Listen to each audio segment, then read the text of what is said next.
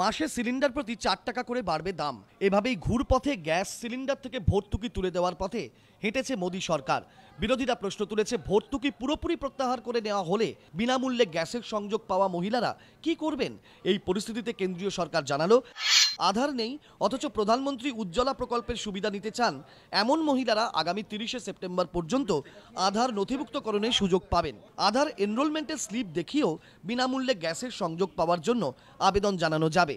সরকারি সূত্রে খবর, এখনো পর্যন্ত দেশের 2,06,00,000 মহিলাকে প্রধানমন্ত্রী উজ্জ্বলা যোজনার অধীনে বিনামূল্যে এলপিজি সংযোগ দেওয়া হয়েছে।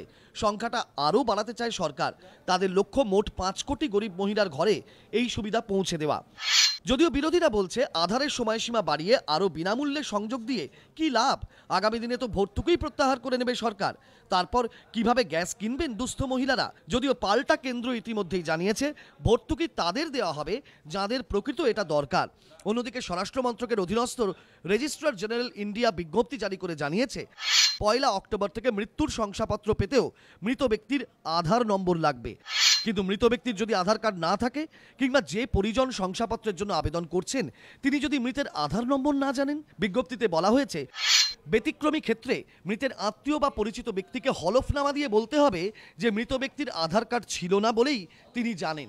যদি কোনোভাবে প্রমাণিত হয় যে হলফনামায় তিনি মিথ্যা বলছেন, তাহলে সংশ্লিষ্ট ব্যক্তির বিরুদ্ধে আইনানুগ ব্যবস্থা নেওয়া হবে।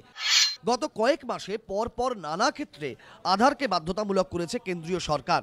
এই প্রেক্ষিতে রেল টিকিট নিয়েও নানা মহলে ধোঁয়াশা তৈরি হয়। যদিও সব বিভ্রান্তি কাটিয়ে শুক্রবার সংসদে রেল মন্ত্রক প্রতিমন্ত্রী রাজেন গোহেন লিখিত উত্তরে জানান, ট্রেনের টিকিট কাটতে আধার নম্বর এখনও বাধ্যতামূলক করা হয়নি। এখনই এমন কোনো পরিকল্পনাও রেলের নেই।